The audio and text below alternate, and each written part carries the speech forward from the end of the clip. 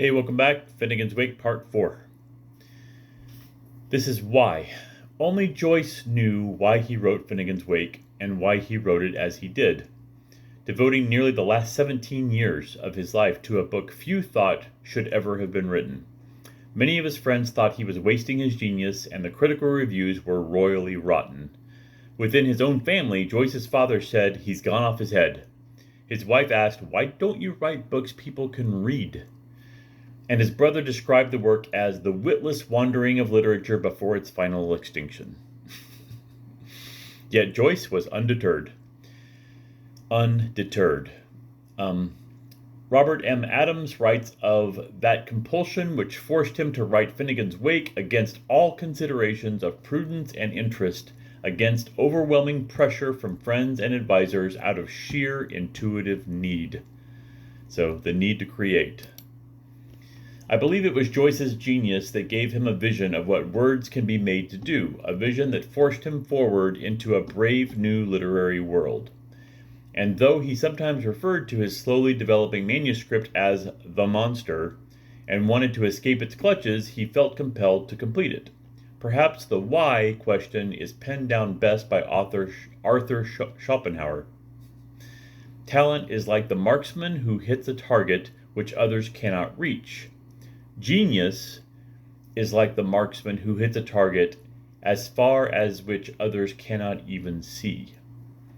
Maybe Joyce's bravery is another answer as to why he fought to finish The Monster. For, as T.S. Eliot wrote, only those who risk going too far can possibly find out how far they can go. So, a really good quote worth pondering. Well aware of its complexities, Joyce said of The Wake, "For the moment there is at least one person, myself, who can understand what I'm writing.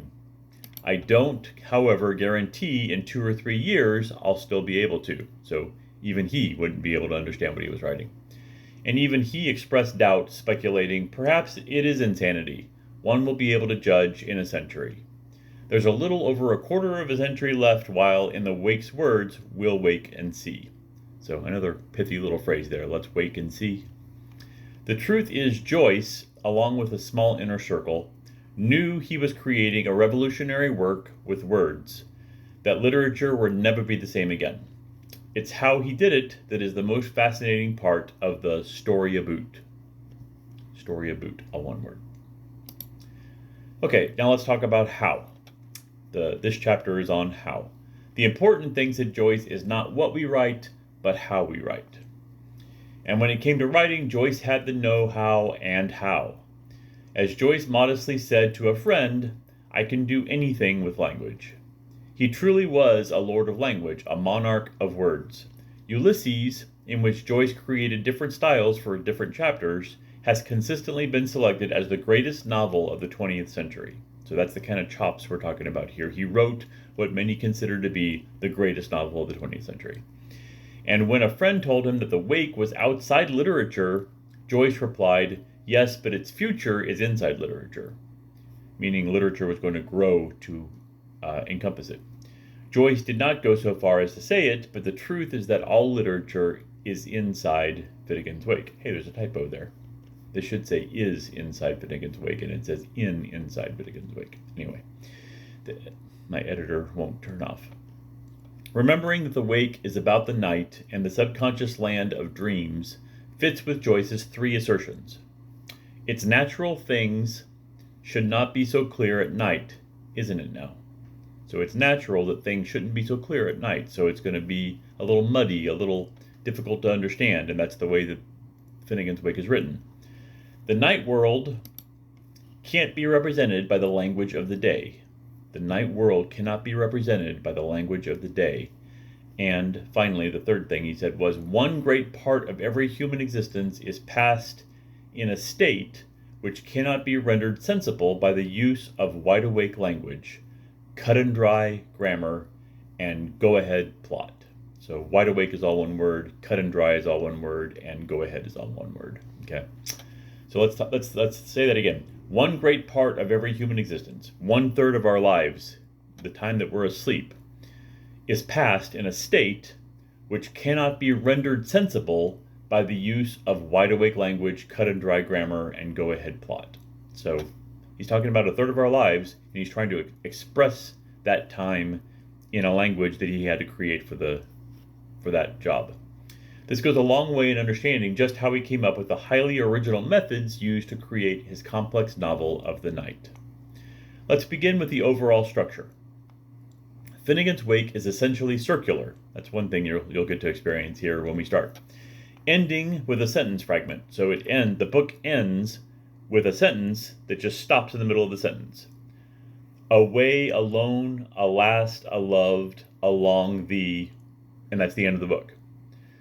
But that sentence finds completion at the start of the first page of the book, which starts, River run past even Adams, from swerve of shore to bend of bay, brings us by a commodious vicus of recirculation back to Howth Castle and environs. Okay, so basically you have the book, right? The book starts a sentence at the end, which completes at the beginning. So basically it means it makes a giant loop, like you're just supposed to keep reading it and not ever stop. It's like the song that never ends, but as a work of literature. Like any circle, the book has no real beginning or ending, but continuously carries the reader around and around. Joyce described the wake as an engine with only one wheel. The wheel is a perfect square. It's a wheel, I tell the world, and it's all square. Okay, so he's creating a mystery here, like the Trinity is a mystery, and insisting that it's both a wheel and square at the same time. By dividing the wake into 4 books, Joyce created a perfect square inside the circle. Now that kind of misunderstands what Joyce was saying there, because he's not saying it's a square inside of a circle. He's saying it's a square and it's a circle.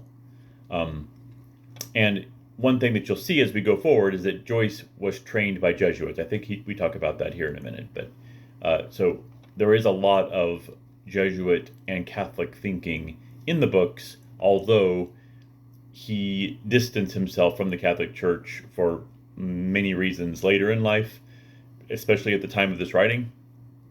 But there's a whole other story about that. There's also the cyclic concept of the Italian Giambattista Vico.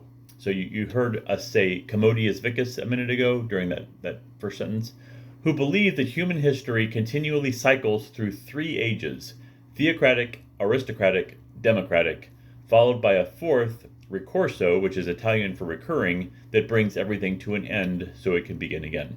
So if you think about that with our current state of affairs in the world, starts theocratic, then goes to aristocratic, then goes to democratic, and then everything comes to an end and starts over again. So looks like we're in the final act of this ricorso that he's talking about.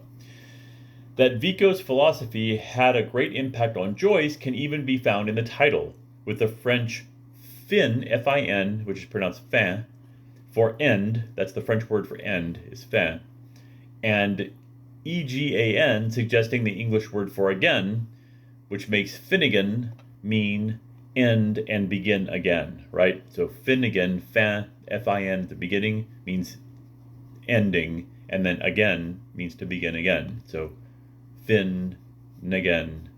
He left out the nay in the middle. Nay means to be born. So I don't know if he did it on purpose or if he just forgot to say it, but fin means to end, nay means to be born, and then again means again. Even Wake takes on a circular style, as Tim Finnegan from the song dies from a fall and awakes at his wake, with the help of some spilled whiskey, the water of life, as Finnegan becomes fine again, right? So Finnegan becomes fine again. It's another play on words. You're going to see so many plays on words when we get into the book itself. To write this dream-encased epic of the subconscious world of sleep, Joyce found for his longerous book of the dark, with its going forth by black, he needed to create a nat, which is Danish for night, and suggestion of the English word not, language at any sense of the word, a language scholars called Wakese. In other words, he invented a new language to describe this dream-encased story, right? And he used a nat language, which is both night and not. So it's like not a language because it doesn't exist, and it's a language about the night. So another play on words. It's made of words and their combinations from nearly 90 languages, making use of anything, anything, any tongue at all. So it's Thongueathall. So anything, like anything at all, but with the word tongue in the middle. When asked if English didn't have enough words for him, because he's making up a new language, Joyce answered, yes, there are enough, but they aren't quite the right ones. So readers are left to inquire, are we speechen d'anglais landage, or are you spreken Sie Deutsch? Now, Deutsch has a J-O-Y in the middle, so they're making a play on words here about Joyce, okay? That is, are we speaking English? Are we speechen d'anglais landage? German, so sprechen Sie Deutsch, or Joyce, because it's got joy in the middle of Deutsch there. The answer is yes, and much more besides. So we're speaking a little English, a little French, a little German, a little Joyce, a little of a lot of things thrown together. Some of the created words, I'm getting a little up to 11 minutes now. I'm trying to keep these short. Some of the created words are simple, such as laugh tears, when you laugh so hard that you cry, or cryzy, C-R-Y-Z-Y, where you become crazy from crying or cry like crazy. Okay, let me end there so that this doesn't get too long.